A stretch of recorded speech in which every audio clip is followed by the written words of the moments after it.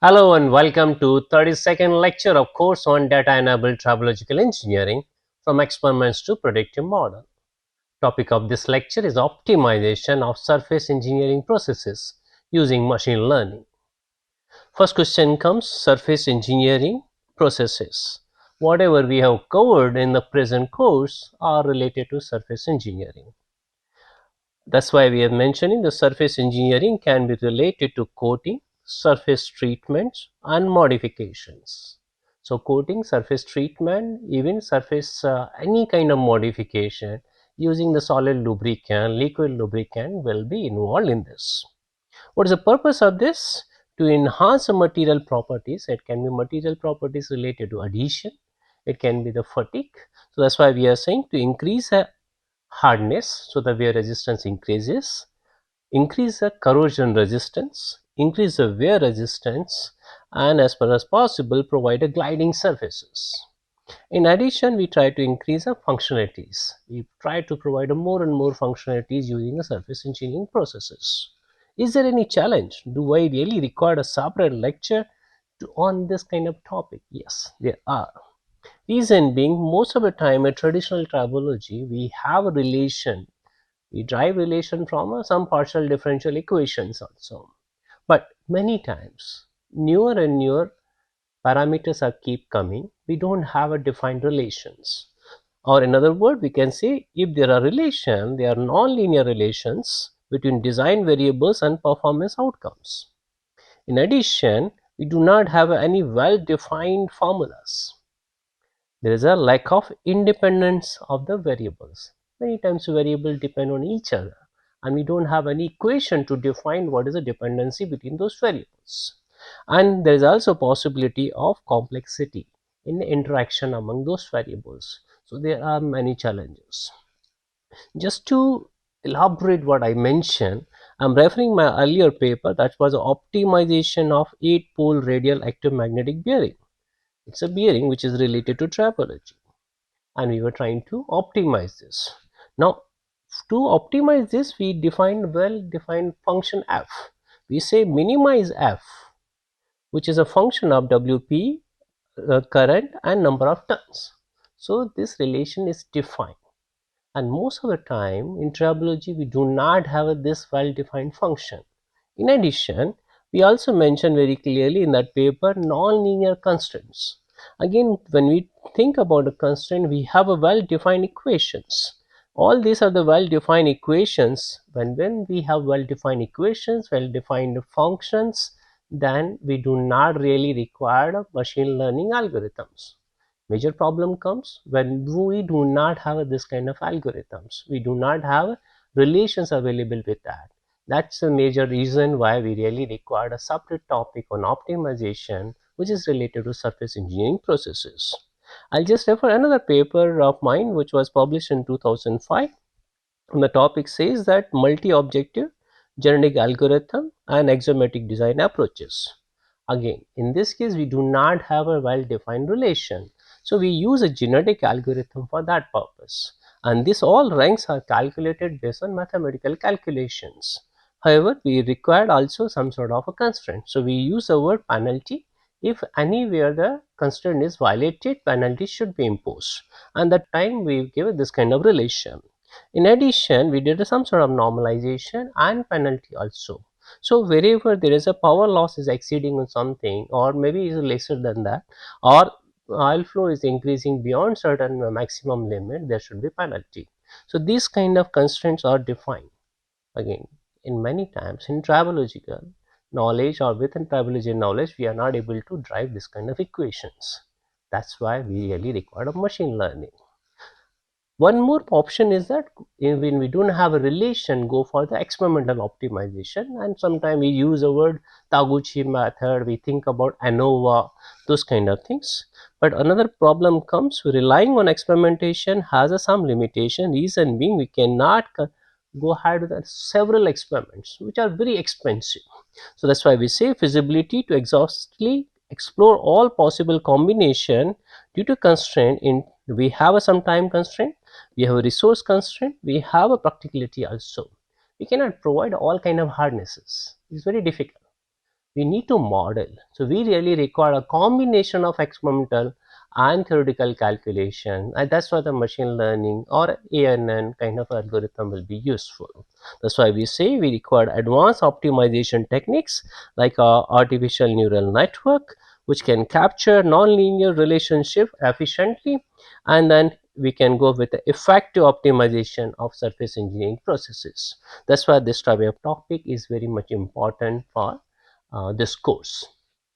Now I will just cover one case study which was published in a surface and coating technology. The topic name is a performance analysis of plasma spray, nickel, that's a 60%, copper molybdenum coatings on ZL109, which is aluminum alloy, using back propagation neural network.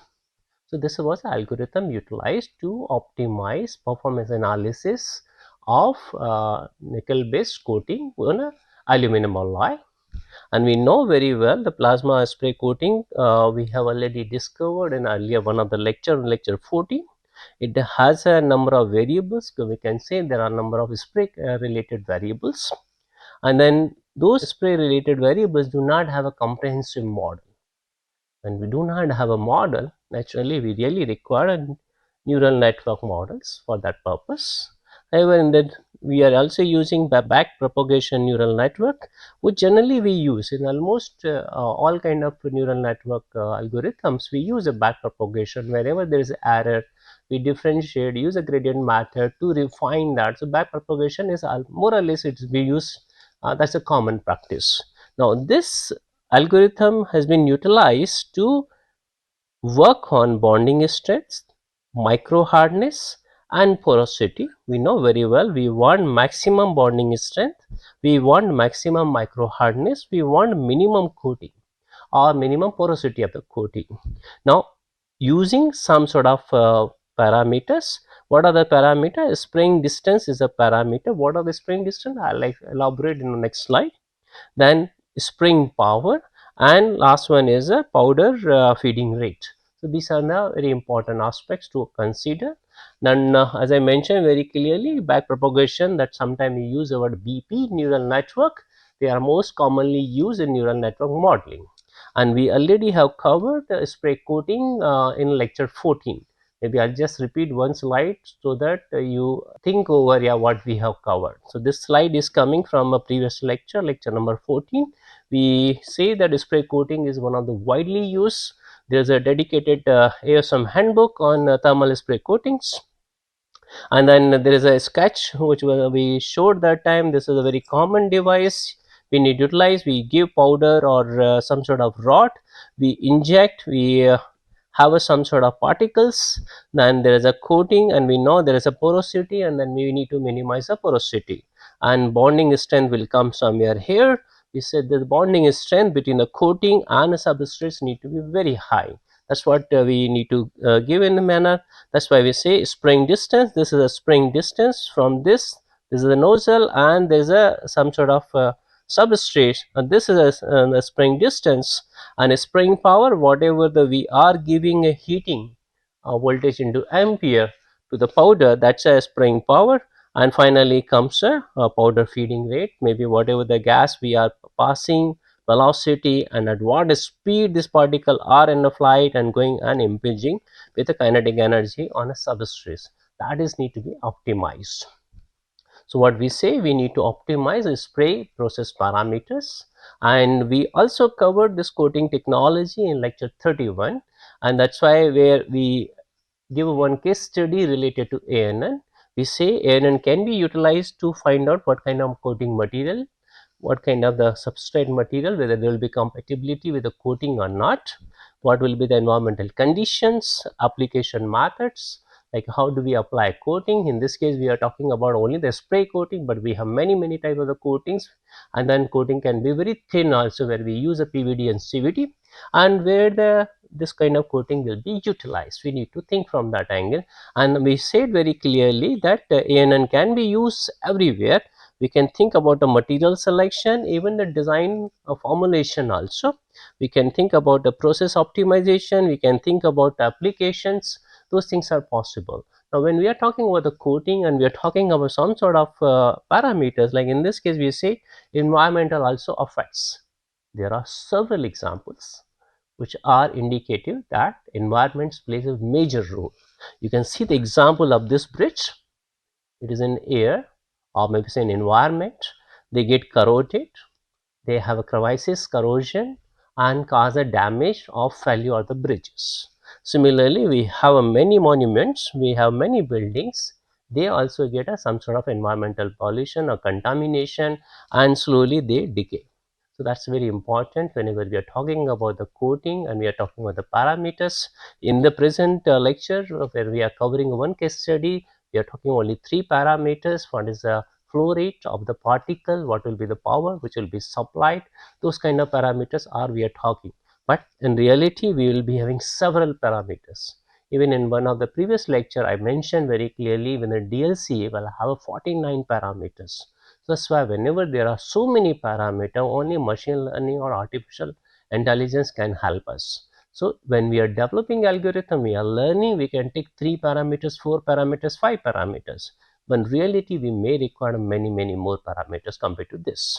So coming back to the spray parameter process, and then we are, as I say, we are discussing about this paper which was published in Surface and Coating Technology, published in 2022. And the topic of the paper is a performance analysis of plasma spray, and this is a nickel copper molybdenum coating on a aluminum alloy. We know very well this aluminum alloy, which is acting as a substrate material, is commonly used in automobile engine pistons. And then why we are choosing this kind of a powder, because it has a low melting point and then it gives a very good coating, having high hardness, high resistance towards corrosion, towards a wear, and towards a temperature. So it is resistant to corrosion, is resistant to wear, is resistant to temperature. Now there is the Ni, the nickel 60% material is well known in these days. It can be mixed with the boron, it can be mixed with the silicon, and then it can be used with the chromium also. Sometimes we use a word 60% nickel, 16% chromium, and maybe 3% boron, 3%, 4% silicon. It will give really good overall properties to improve the self-fluxing properties of performance. Sometimes we use also the copper and molybdenum powder in this to improve its hardness and high temperature wear resistance. So depend, we can use ANN also for optimum selection of the powders. However, in the present case, we are talking only of spray process parameters, and those parameters are spraying distance. What is the distance between from a nozzle to the substrate? That's a spraying distance. We are talking about the power which will be supplied to the powder. That's the power, can be voltage into current. Then we are talking about the feeding rate. Feeding rate will depend majorly on the gas flow, which can be argon, it can be other neutral gas also, which will not cause any corrosion, will not cause any problem, but it will allow flow of material. Then there are some observation from literature about this. We say porosity of the coating increases with the decreasing power. That means if we have some relation, we can provide, but we don't have a relation, naturally we require more number of data. There is a point. If there is already well established relation, we may not require many data. But when we don't have established relation, we have observation. Here we are saying porosity of the coating increases with a decrease in spring power. But again, we increase a power, porosity will decrease. But beyond certain power limit, porosity will not change, it will become insensitive. It's something like if I go at the porosity and power, this is the porosity, then it may be decreasing, and after that it is getting flat. That's a possibility. But this is a just a observation, we don't have a relation. That's why we require a machine learning to work on those aspects. Now another one is a melting degree of the powder decreases with increase in a spring distance. So if I'm using the gun over here and substrate, now this distance, if I increase this distance, there's a possibility that melting degree of the powder will decrease before it reaches to substrate. It gets solidified. If it is solidifying, then naturally it will not get deposited easily. So that's a major problem. Another one is the droplet diameter, where we require very small powder droplets, so that we go and try to make a nanostructure coating which will be much better, having much better strength, and then it will also be very compact with. So this is very important to understand. So we have a understanding of the parameter, but we don't have a relation. In previous slide, we also learned in previous lecture, we also covered something like we can use acoustic emission monitoring equipment to understand is there any deviation from a normal condition, is coating which is getting formed, is it proper or not, you're having some sort of crack. If there is some sort of crack, acoustic emission sensor will be able to detect that, and then we can reject the piece, or we go for the defabrication of that, or maybe say we can improve the process parameters so the future for those faults should not come. So that's why we say we can use acoustic emission for the best spring condition that occurs during the spring process.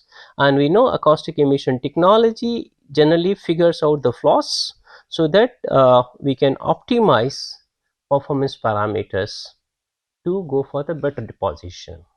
Now here we are not going to talk something like a hardness, bonding strength. Years lecture, in earlier lecture we were talking about the process parameter.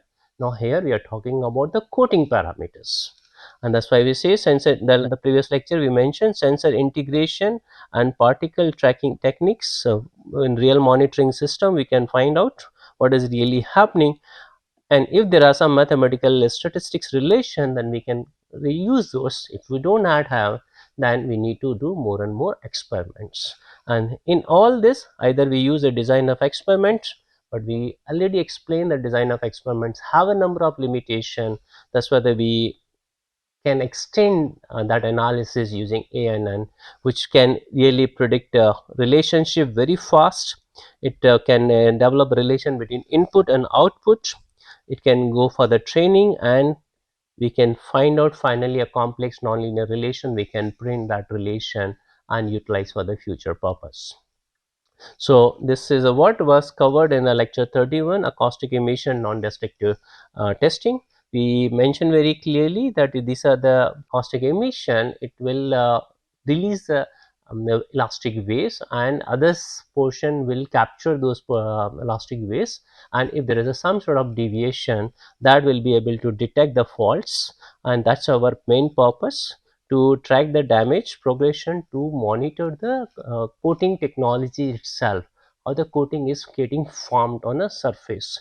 That's very important. Now another point comes that when we go for the coating preparation, we need to follow some rules and regulation, particularly when we are talking about the bonding strength between a substrate and the coating material. We need to say very clearly that surface need to be very clean, that was also mentioned, and then we need to think about the sandblasting, so the surface becomes rough, and sometimes for the better work we try to preheat the substrate also. So these are also parameter. However, whatever the paper we are referring, these parameters have not been accounted. But in the future, when we want to go for the completeness, you can incorporate this kind of features. Now, coming back to the paper, they have used nickel 60%, copper, molybdenum, and you can see the chemical composition. Boron they use as 3.76% weight. Chromium they use roughly 16%. Silicon roughly 4%, carbon around 0.58%, molybdenum 2.87%, copper is 3.18%, iron is very low to 2.45%, and nickel is a balance which will be roughly 65 to 70% in this case. And you can see the powder which they have used. Now if you use a different kind of the powder, results will be different. However, in this case, they have not included in this research publication, they have not included the diameter of the particles, but they have just shown what is the diameter, something like 100 micron plus 48 micron, 20 micron is a scale which they have mentioned, and they have used also XRD to figure out what is the chemical composition. That chemical composition with a corresponding peak has been shown over here. What is the aim of the paper? They say effect of the process parameter on quality of plasma spray nickel based coating. Predict, we make a model and we try to predict the mechanical properties of the coating. So if I know the process parameters well in advance and I have ANN model which is established, I can figure out what will be the mechanical properties. That means I can do optimization of those mechanical properties depending on what requirement are there. Now here they are also showing some sort of parameters. They use argon, which is around 57 liter per minute.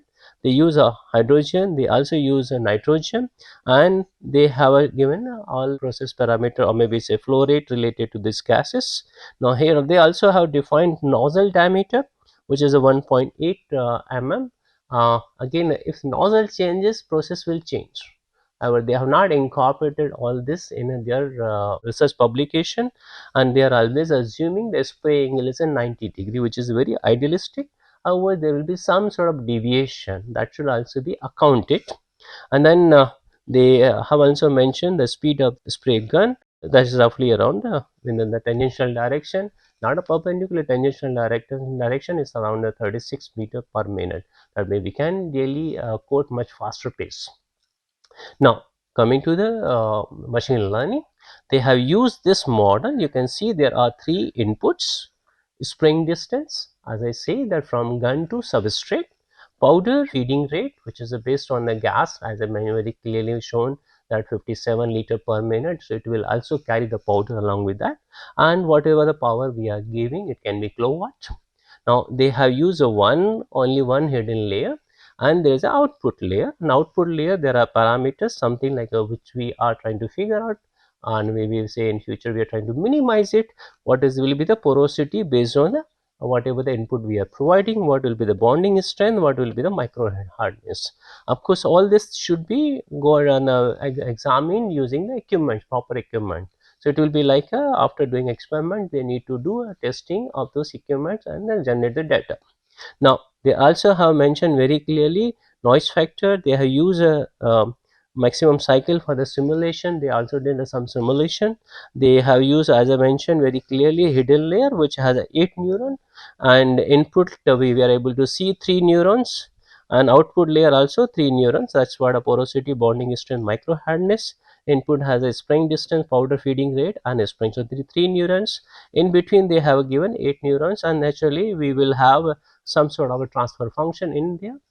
Another one, whenever we are thinking as a back propagation, as they have mentioned very clearly, this is a very common thing which because back propagation, we know every iteration will give some results, and we need to compare with the established results. There will be some errors, and by doing this back propagation, we can modify weight factor and biases so that we can reach to the right results.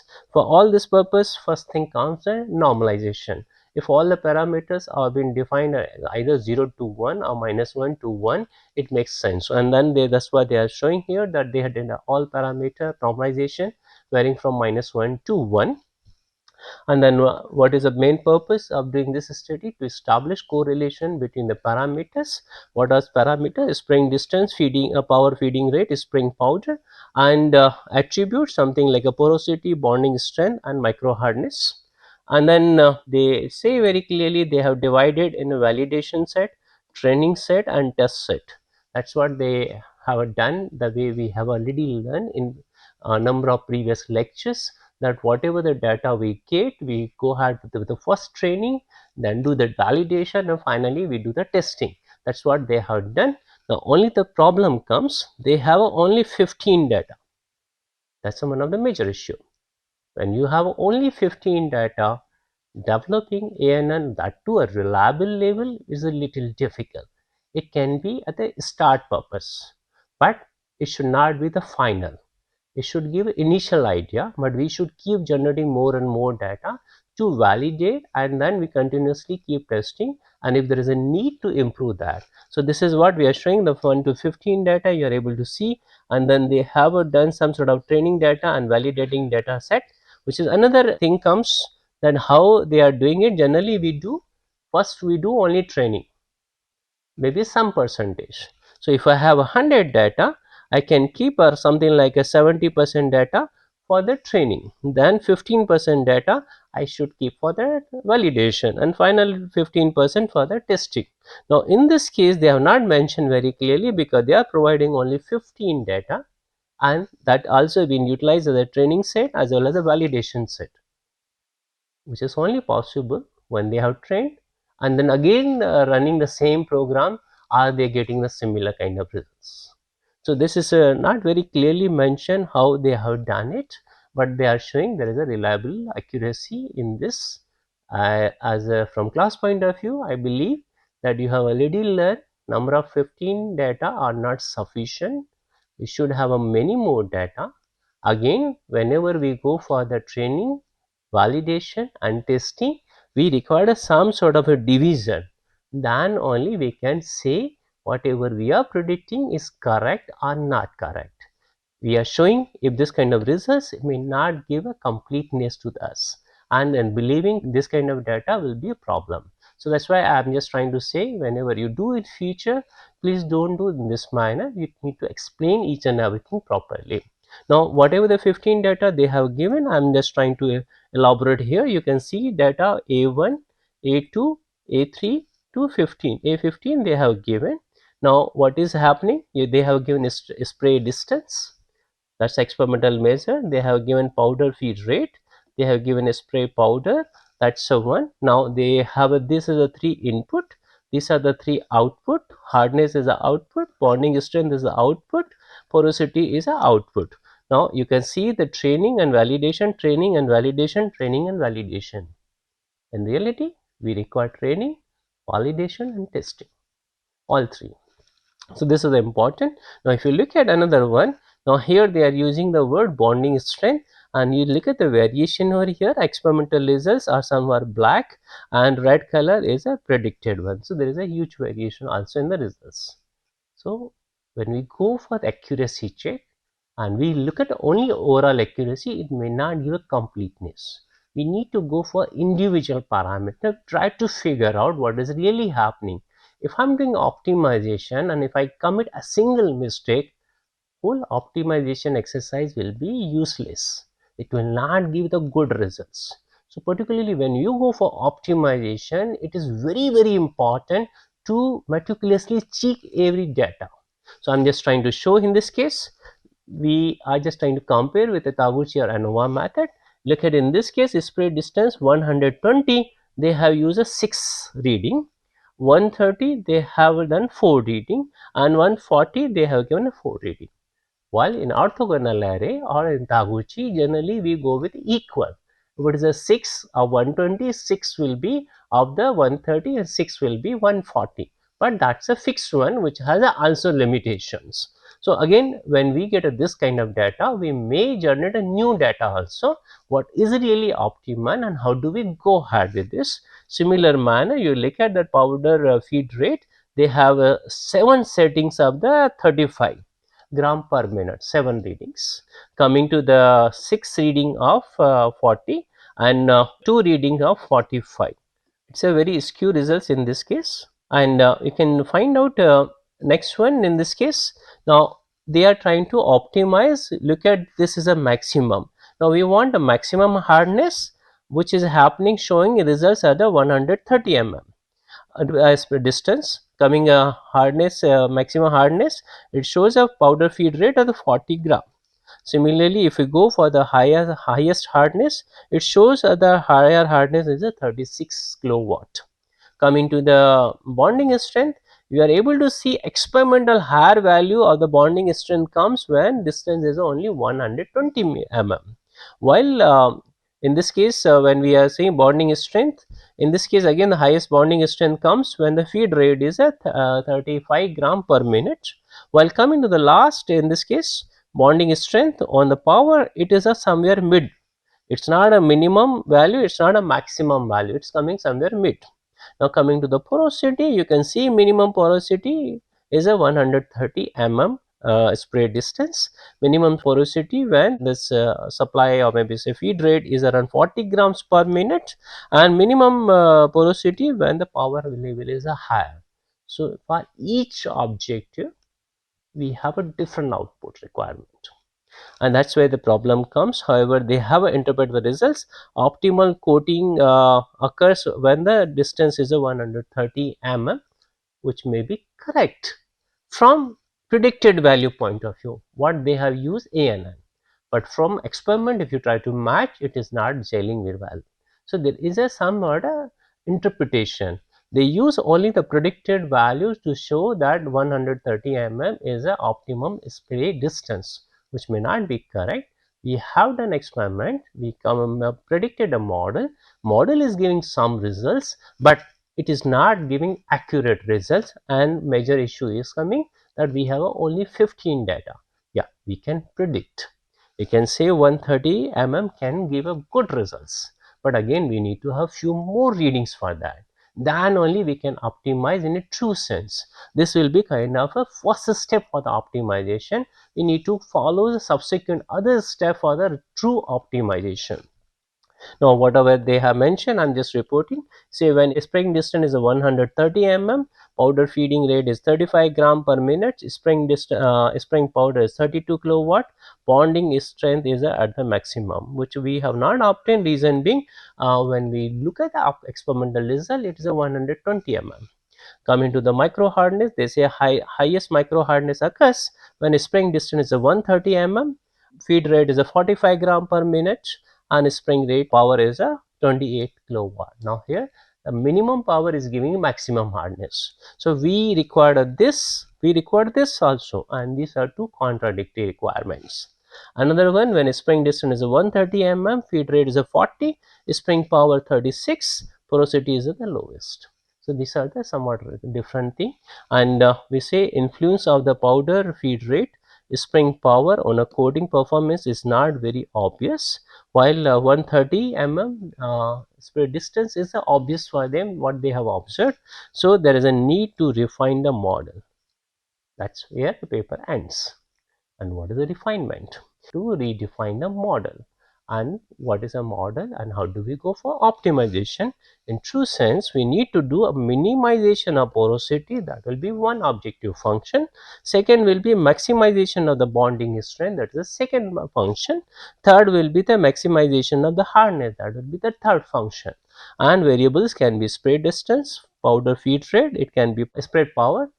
However, these are the whatever the data we have, those are not sufficient. We require many more data for the true optimization.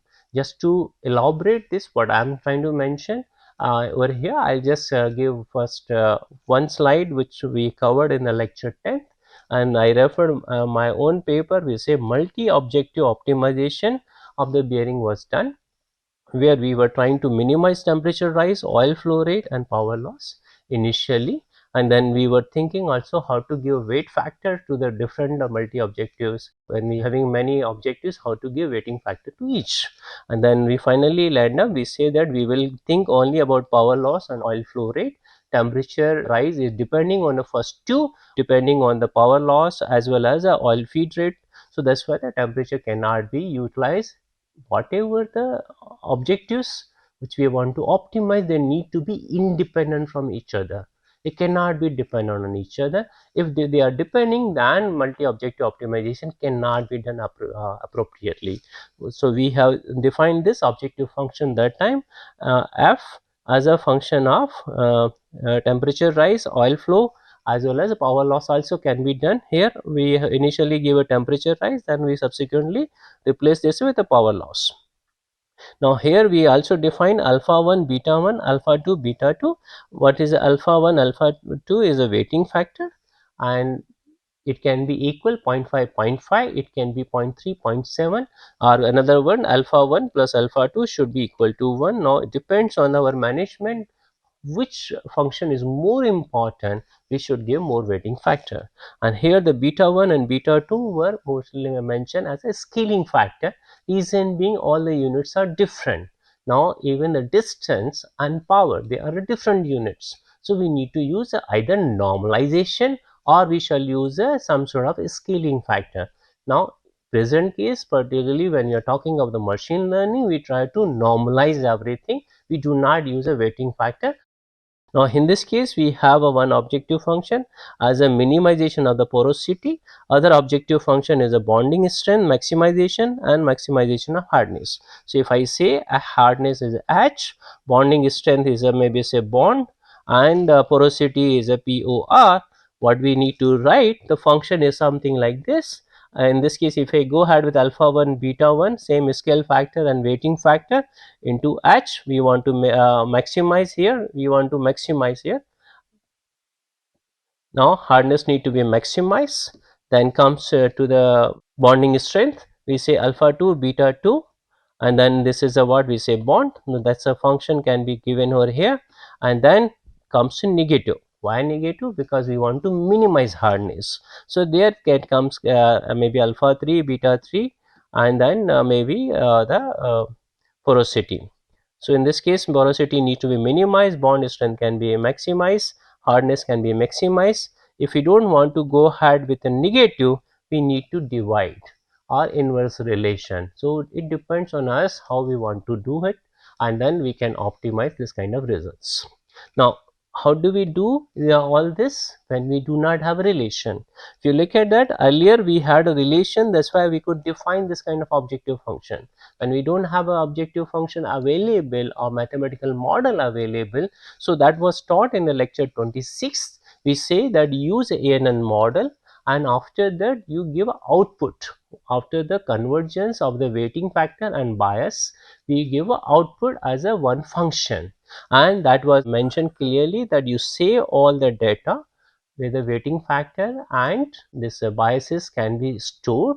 After that we get a function which can be optimized. What is the meaning of that? See, earlier whenever we are using ANN, we try to minimize the error. What is the error? What we are predicting and what is a given. What is it? Value output, maybe experimental value has been given, and what we are predicting we try to minimize.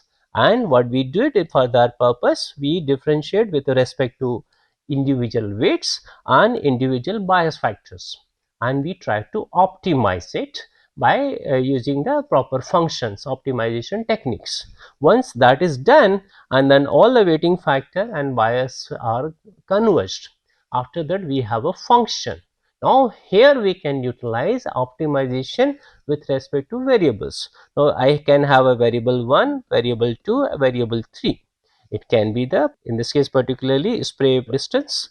It can be the power which is supplied, and third one for us was one more parameter, spray distance, powder, and then feed rate. So that can be given as a feed rate in this case.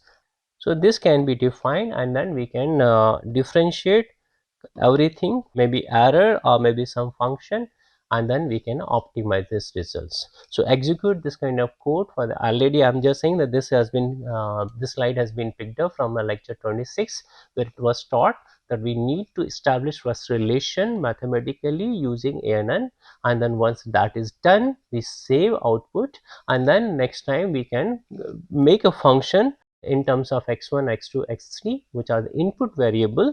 You say spray distance was a one variable, then power which is supplied to the powder, last one is a feed rate, and then we differentiate with respect to this to minimize a function or to maximize a function. As there is a multi-objective optimization, naturally we need to arrange all the functions in a one single equation. It can be plus way or numerator and denominator, depends on the which algorithm we want to utilize. In previous slide I mentioned plus for the what we want to maximize, minus for the minimization that can be done, or keep a numerator which we want to maximize and denominator as a to minimize. However, if we think about overall function to be minimized, everything will be reverse in the situation. Now that's a, there was a one case study. I'm just trying to elaborate now with a second case study. Second case study is the optimization of the short pinning effective parameters on surface hardness improvement. Many times we say the increase in the surface hardness reduces the wear resistance. It makes a less chemical active surface, and that will be also corrosion resistant.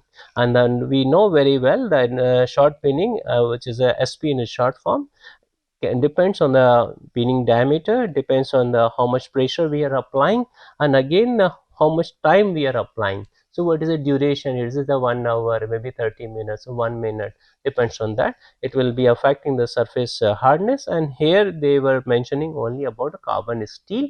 They use a three carbon steel, low carbon, medium carbon, and high carbon steels to look at that how the SP will function. So again, they are trying to optimize the hardness of the surface using the variables related to short pinning method.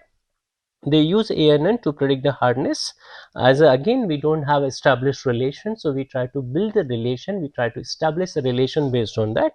So use model to assess the influence of various effective parameters on surface hardness improvement.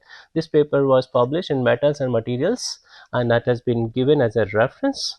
We know very well that short pinning method is causing a severe plastic deformation. Here we are doing intentionally, reason being to increase the hardness and increase the fatigue behavior. Compressive stresses are going to get induced in a surfaces, so that even it is subjected to tensile stresses, it can be overcome because of the pre-stress conditions. And we say it is also cold working because we are not going with the temperature or high temperature hardening. Is a basically cold working process where the specimen surface is impacted with a high kinetic energy, and that's why we say high velocity short media. And this is a complete process. A schematic has been shown that shots, which are the basically steel balls, small diameter balls, and then they are flowing, transporting the powers or transferring the particles using the compressed gas. And when it gets impacted on a surface, you are able to see these are the plastic deformation of surface. So a kind of a dimple generation is also possible, but whatever the impression comes, it is in a micron level. Many times with the naked eyes we are not able to check. However, what is the reason to increase the hardness? That has been shown here. This is a significant decrease in a grain size, that reduce a grain size on the surface layer, and which causes a nanostructure formation and ultra fine grains, grains which are providing very high hardness to the surface, good fatigue strength to the surface, or maybe say because of the pre-compressive stresses they can sustain to some extent the tensile stresses. So they have also provided all the experimental details which they have included in their paper. They have used 5 steels which has been shown nomenclature. In addition, they have done heat treatment on 2 steels. Particularly, this is the same material now with a heat treatment. After that, they have used some change nomenclature. You can see AISI 1045, AISI 1045 star. So those both the material basic levels are same, carbon contents are same, but properties are changing. You can see here 435 properties has increased to more than 600, while in this case ultimate tensile strength, in the first case AISI 1045 is a 485, that's ultimate tensile strength, and with the after treatment it's turning out to be 900 plus. Similarly, they have used another steel material. Here the yield strength has increased from 475 to 575, and ultimate tensile strength has increased from 595 to 885. So that has been done in this situation, and that's why they are also mentioning that whatever the impacting balls they were using or shots which they were using, that was having a hardness 50 HRC. One point comes here, whenever we are using the 50 HRC balls, more or less surface hardness should reach to that level. Assuming the 50 HRC shots will give a 60 HRC, that's not correct. We assume generally that if we are impacting with a 50 HRC, maybe surface hardness maximum can reach to the 50 HRC. That's a one point. And then they also have discussed something like a specimen. They mention very clearly the thickness of a specimen hot rolled steel sheet is a 6 thickness, and cross section which they have used is 20 by 20 to get a result. Of course, impact angle is again assumption 90 degree, they are directly impinging on the surface. As I mentioned, the two material 1045 star and 1050 stars, they have been heat treated also, not only short pin but heat treated before the short pinning, and then they are showing that heated at temperature 910 degree. After that it was a oil quench, so that my properties improve, and already we have shown the yield strength has increased, ultimate tensile strength has increased because of that. And then again after doing all this using all this data, they employ ANN study related to influence of the short pinning parameters to which is how they are increasing the hardness, particularly for low carbon, medium carbon and high carbon steel. Now you can see here very clearly they are the four short pinning parameters. That's a short diameter, projection pressure. Now Allman intensity has been also given and pinning duration has been mentioned, but there are three material parameter. Initially four parameters are the process parameter. Now three is a material parameter: carbon content, yield strength, ultimate tensile strength. In my view, if we want to do this, we should have a two separate ANN models. Combining these two models in one model may not give 100% correct results, and that was also mentioned in one of previous lecture. When we have a different aspects, when here we are talking materials, naturally we should have a separate ANN. When we are talking about the process, we should have a separate model. Combining these two in a one ANN may not give a correct results. Another thing, what they have used two hidden layers. So one is the input with has a 7 parameter, then hidden layer 1, hidden layer 2 and output. Output they are only checking the surface micro hardness. Again, when we have so many parameters, there is a possibility here we are not doing any coating, we are doing only the surface modification. So they have checked only one, but if possible we should also check the fracture toughness, because that will also be important. When we are talking something like it will improve the fatigue strength, there the even the fracture toughness also will play a role. So again, ANN whenever we should use in a completeness. As I mentioned, for materials there should be separate ANN, for process there should be separate ANN. Combining these together and interpreting the results may not give 100% right results. However, just to illustrate how ANN is utilized for surface modification, that's why I'm covering this case study. So in this case we say Allman intensity, again instead of 4 parameters, some studies can give a 3 parameters or 2 parameters. Reason being the short diameter and the project pressure both are related to Allman intensity. That's what has been shown here. Allman intensity is commonly used instead of the projection pressure or short diameter. That means they will give more or less similar kind of results, or maybe say projection pressure and short diameter are related to kinetic energy, which is also been highlighted by Allman intensity. Both considered alongside in the, however for comparison purpose they have considered together, and this is a what has been given a reference of the paper. Now this is the data which they have given. So this is a good. Earlier case study we found only 15 data, while in this case they have given 79 data. It's very good compared to 15 data. 79 data will be giving a better results. Now second thing is coming, the way they have used some 6 levels, some 5 levels, some 4 level. Similar they have done in this manner. We don't have equal distribution of all.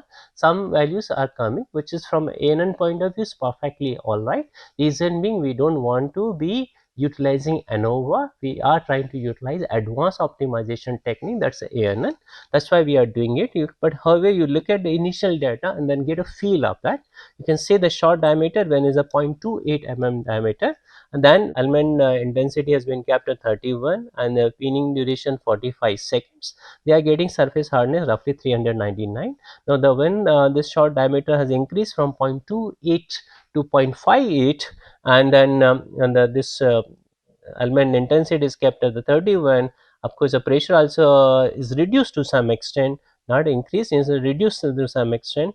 Pinning duration is reduced, so we are getting around 400. So not much variation is happening when we, that means a similar kind of hardness is achievable when we go with a different parameters. Now coming to the next one, that they again kept the same, and then even pressure also more or less similar manner. However, Allman intensity from 31 they have moved to the 33, and then again pinning duration more or less similar case, but you can see the surface hardness is increasing to some extent. That means Allman intensity is really impacting this. Next one comes further Allman intensity has increased from initially 31, 33, now 35, 36. Again the hardness is increasing. So it is really impacting more compared to other parameters. And last one in this case what I'm showing, now here Allman intensity has been reduced from even 35, now it has reduced to the lesser than 50%. You can see the hardness also has decreased that manner. Now one major problem which I believe in this paper is related to the testing and training. If you decide, in this case 79 data, we generally go with a training, we go with a validation, we go with a testing. However, they have used only two. One is a training and then testing. Another thing is that they already identify which number will be used for the testing, which is not correct from ANN point of view. You can see here that fifth and sixth they have already defined as a testing. Then if you look at this parameter is something 11, 12, 13 they have already mentioned it will be for testing. Then comes again 29, 30, 31 for the testing. Then again comes around 38 number which is for the testing. Same thing, if you go ahead with a pre-decided, then ANN may not give very good accurate result because it may cause some sort of overfitting. That is not correct. So however, in this they already decided which experimental number will go for testing, which number will go for training, which is a pre-decided, which is not correct. It may not be giving a very good results, particularly when you want to learn about the process and you want to really come up with a good ANN model, and future you want to utilize that ANN model for optimization. So this should be done by random number generation. And then earlier as one of the lecture I mentioned about the cross validation. Cross validation, we keep changing which sample will be trained or tested. It will be decided by the computer by generating random number. That will give a unbiased decision. Here already if we know which parameters are really good and which are bad, we are dividing. That may not be correct in my view.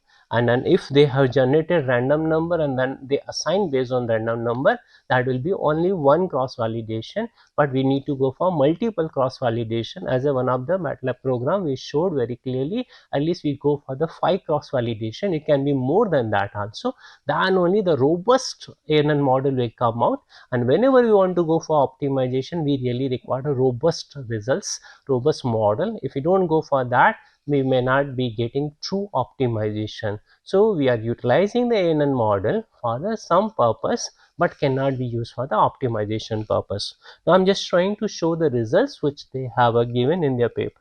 They have shown very short diameter, and then one time they are using comparison the two short diameter varying from 0.25 mm to 0.85, and pinning duration is from 0 second to 120 seconds. Second one is a project pressure in a kilopascal varying from 200 to 725. Pinning duration is again 0 to 120 seconds. Now here they are comparing with other projection pressure and short diameter, and they are showing the results. And here these are all the green color, blue color, violet color, they are related to the hardness. You can see here very clearly this blue color also have a 2. This is a 300 to 350 hardness, 350 to 400, this is a 400 to 450. Now green color has a number of combinations also, 450 to 500, 500 to 550, 550 to 600, more than 600. Same thing they have done so far, almond intensity and pinning duration, and then they are also comparing the results over here.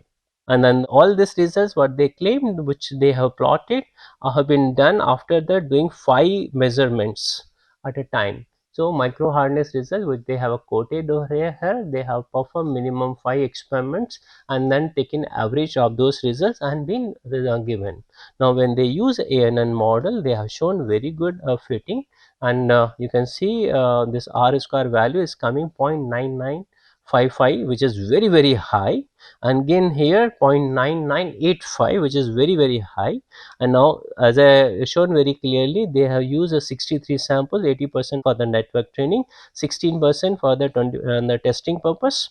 However, as I mentioned very clearly, they have earlier pre-decided, they have not given any data how the cross validation was done, so it is not correct.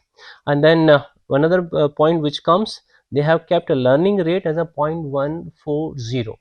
In previous study which we covered in the present lecture, learning rate was 0.002. Keeping very high learning rate indicates already we know the results, otherwise convergence will not come. That's a very important. Keeping a low learning rate will be taking little more time, but it may provide a better and robust results. Also, they have used initially input layer 7 neurons, and then 19 is a first layer, 21 for the second layer, and third one is output, one output. Again, the justification why they have selected 19, why they have selected 21, it's not available to us, but we can try with developing our own algorithm in a MATLAB to understand what really happened. And these are the some results of hardness that you can see. R square value here has been mentioned, and RMSE value has been given 0.0041, 0.0036. These are the already been shown in a figure. Now question comes, are very really good results. One more thing they have done, that's a sensitivity analysis, which will be covered in next lecture of this course, sensitivity analysis. What is the sensitivity analysis? Generally, whatever the mean value, we take a plus minus maybe say 0.1% or maybe say plus minus 1% of the value, and then try to figure out how input parameter is affecting the output. And then they were found initially pinning duration is affecting 59%, short diameter is affecting sensitivity 17%, projection pressure is affecting 24%. As I already mentioned that short diameter and projection pressure, they are related to element intensity. So they have initially analyzed these three parameter: pinning duration, short diameter, and projection pressure. Second, they have separately done pinning duration and element intensity, and they try to analyze this way. And one more thing they have done about the material choice, because they have used a low carbon steel, medium carbon steel, and high carbon steel. So instead of directly talking about the steel, they have talked carbon percentage, carbon content, what is the impact of the carbon percentage. So they found around 26% contribution is happening because of carbon content. And now when they have improved the strength also, so they have shown 34% contribution because of the yield strength, and 40% is basically for the untable tensile stress or strength. So these are the contribution they have mentioned in a slide, that in their paper, that this is a what they have got the results. So we can say pinning duration has a most significant influence from these diagrams on the surface hardness improvement, followed by projection pressure and short dia. Then material properties such as ultimate stress, yield stress, and carbon content also play significant role in a surface hardness. But these are the only to indicate you what is really happening to the hardness. Again, we do not have very meaningful results that this will 100% be done. Reason being, for that purpose, ANN cannot be just satisfied with the 79 data. We need to develop the algorithm, and we keep refining by testing on the other and other materials. Another which mistake which I mentioned here, that they have already decided which 16 sample will be utilized for the testing purpose and which 63 will be utilized for training purpose. That is not correct. Reason being, for ANN, a good ANN, we really require a cross validation at least 5 times, or maybe say many times, not only the 5 times, it can be done many times also. So that's very important. To understand that, I am just trying to show MATLAB algorithm which we have developed in our own. You see, you can hear, because they have given complete table of the 79 data, we can tabulate in Excel sheet, and then we can import those feature directly in MATLAB. We need to do a normalization because the parameters dimensions are different. We can generate a feed forward net, and then we are also saying in a first layer they have used the word 19 neurons, second first hidden layer, and second hidden layer 21, that has been shown over here. Also they have written very clearly, they have used a log sigmoid function. So we are also trying to utilize a log sigmoid function. They have not done there's a 0% validation. Again, in my view, that's not correct. We should use a training, then validation, then testing.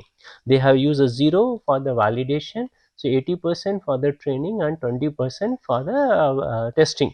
Another, as I mentioned, that this learning rate is a 0.14, is pretty high, and we should not utilize it. However, as I know, in this case we are using the inbuilt MATLAB algorithm, So what we get from this when we use this kind of algorithm, we get input 7 that has been defined. You see the sigmoid function and the symbol, and that first layer is getting a 19 neurons, second and the layer is getting 21 neurons, and this is sigmoid function, and output also sigmoid function, which is a one output. So that has been generated by the MATLAB. Now when you see the results, we are able to see that results are MSc results come in a very short span of time. Even if 4 epochs is sufficient to come up with MSc 1.21 into 10 to minus 8, which is a very good from that point of view. But now question comes, when we are talking about the relation, regression is important, and what is the regression coefficient? And there we are finding the major issues. You can see the regression coefficient comes where almost 0. There is no establishment, and that's a major issue here. Now this is when they have given whatever data, we are trying to utilize established MATLAB code to generate that, and then there is some issue. As I mentioned very clearly, they have not provided any data for validation, so this turns out to be maybe may not be useful. Now that's why we have now understood this is somewhat some problem in algo, or maybe say there is some sort of the parameter which they have defined may not be that one, so we try to improve it. So what we did, first thing is output layer, we removed this sigmoid function. We generally in the output layer we use a ReLU activation function in whatever we do, basically is a ReLU function activation function we use, and that has been shown here. All other things we are keeping the same manner, only that an output layer instead of sigmoid function I am using the ReLU function. That's the same thing. 19 number first hidden layers, 21 is second hidden layer, and this is sigmoid function, this is sigmoid function, but you can see that this is the ReLU function, and here we have used a ReLU function. Look at the results. Now instead of 4 it is taking 7 epochs, so again it is very fast results, but look at this regression, it has come to 1. That's it. Just by changing the one activation function, we are getting very different results. Of course, during the testing, we are not getting that good result. It's coming 0.77. However, overall results of regression coefficient is coming out to 0.95, which is excellent. So this is way it can be improved. As I say, whenever we are reading any paper, they may have done something with some constraint which may have not been completely defined. So when we do our own, we learn little bit more, because when we do a coding we already learn something is missing, or maybe we have not understood what they wanted to convey, and because that has not been explicitly mentioned in the paper.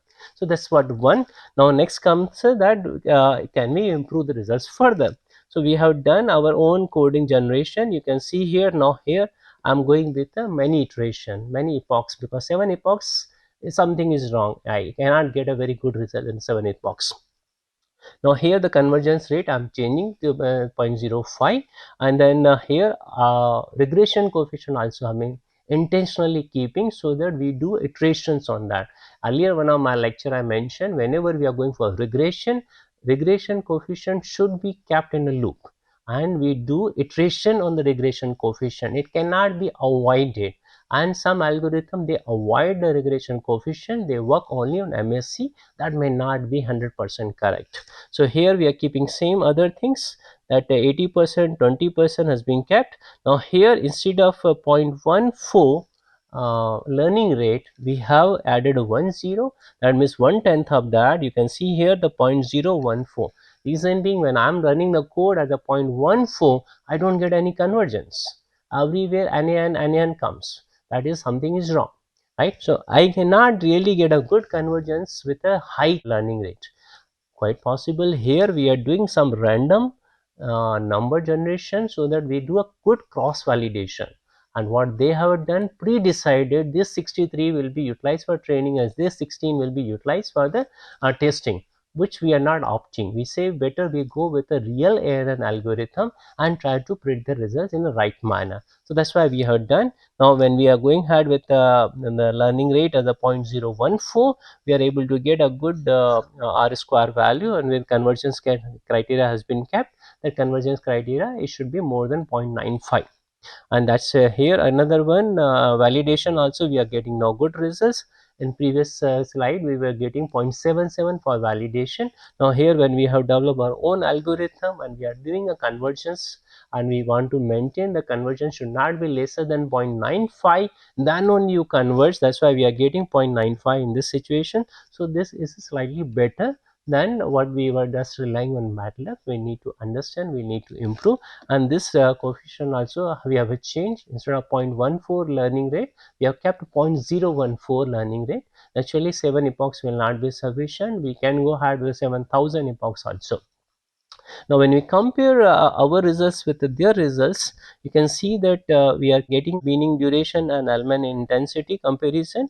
Alman intensity has been shown in our results is roughly 33%, and this is weaning duration 67%. And what they have published is something Alman intensity is 37% instead of 33, weaning duration 63% instead of the 67%. As I mentioned very clearly, we do not have all the data. We are assuming first. Even the learning rate is changed, even a number of epochs have changed, kind of the methodology which we are, even moreover we are using only single layer instead of the two layer. So because we do not know why the two layers are really required, two hidden layers are required, so we have used only one layer and we take an average. They use a first hidden layer 19, second hidden layer 21. Here we are taking average and we are generating only 20 neurons to compare the results. So that has been shown. Second comparison comes this one: carbon content, yield stress and ultimate tensile strength. Here we are getting 48% because of the contribution of ultimate tensile strength. Yield strength gives around 21% and carbon content 31%.